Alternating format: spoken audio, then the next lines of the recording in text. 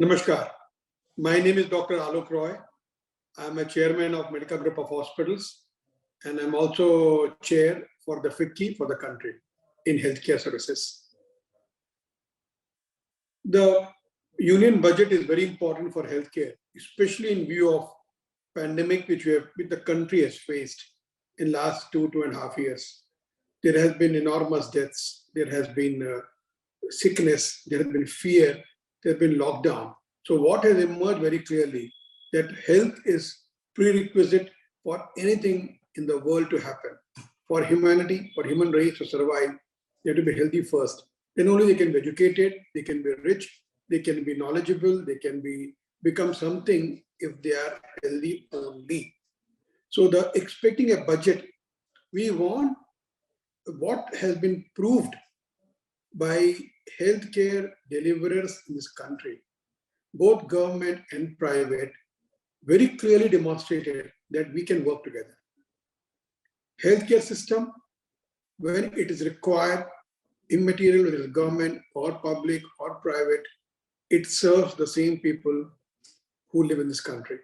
So that means there is no distinction between the private, government, public when it comes to healthcare delivery. Government has resources. Government doesn't have accountability. Private world sets up the healthcare delivery with their own money, where there are certain expectations on delivery and on returns, which is as real as sun and moon. They won't survive if it's not a sustainable business. I mean, you must forgive me for calling it business. Business in terms that whatever you invest, you have to return back to the bank because we take loan or we get somebody else's investment. So the expectation from health ministry and from the finance ministry is nothing unusual. Our expectation from the finance department this time that they must increase their GDP investment in the healthcare. It is abysmally low. It must go up to 2.5 and beyond. That investment will bring a lot more money into providers domain, into third parties domain, and overall health will improve. Most importantly, it will provide a public health investment which is required at this point of time in the country. So these are some of the areas, very, very broad areas where we expect the government of India to come out with support. See, a couple of things are just very low-hanging fruit. I don't know why they're not doing it. I mean, healthcare, like us, we don't get any GST benefit. We pay for GST. They don't charge us GST fine, but we don't get that advantage of GST rebate on what we already paid for. Suppose I buy a machine, we have to pay GST, say 5% on it. Just give an example.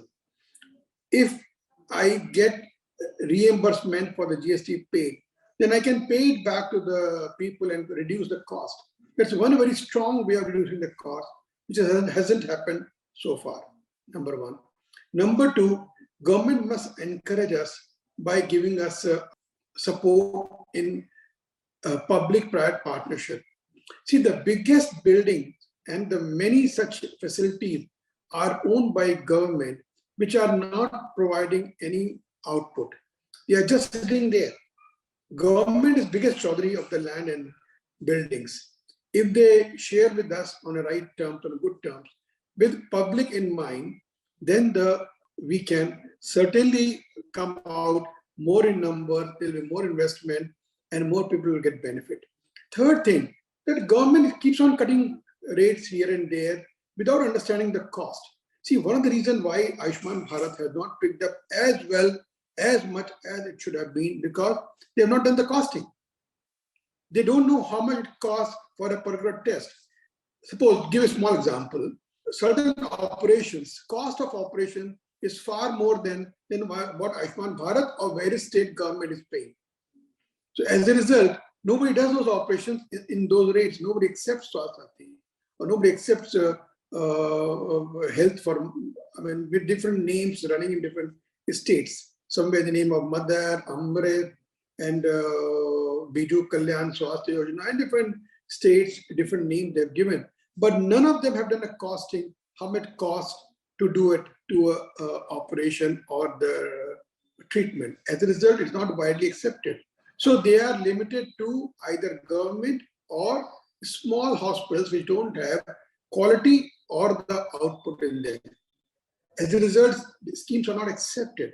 So if really government wants to make sure that everybody get the benefit, intent is good, intent is not bad, but the implementation is seriously flawed.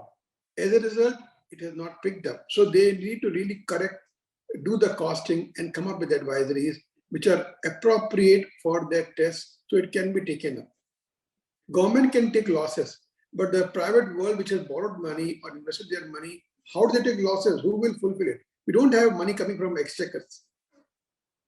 See, digital is way forward. But before I mention about digital, I think one more important aspect which I want to emphasize here, if it can reach to the government, that remove obstacles in our path. Today, if any corporate wants to get treated in the hospital, for them to get treated in the private hospital, they have to be approved by 17 and 17(2) section of income tax. That is approved by the income tax department. It's a full of loopholes. It's a very corrupt system. When government can do so much on digitally, why can't government approve us digitally? If your facilities uploaded, government should approve automatically. The moment you bring interference for human beings or inspectors, it will lead to corruption and delays and people suffering. So as you said, digital is something which government is working on.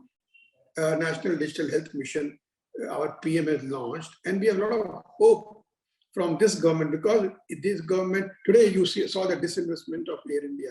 Who thought about it? It can happen. We have saved 50,000 crore every year in losses of exchequer's money. So digital is something which there's no option but to build it and develop it. But there's a way which will bring the cost down, will bring the accessibility, will bring the value for the money spent by the people. It will help us in every possible way in serving our countrymen better. So I think that's something which is really expected, that they will bring more investment, and investment only will bring the innovations and digital changes in the country. For more updates from CXO TV, please like and subscribe to our channel.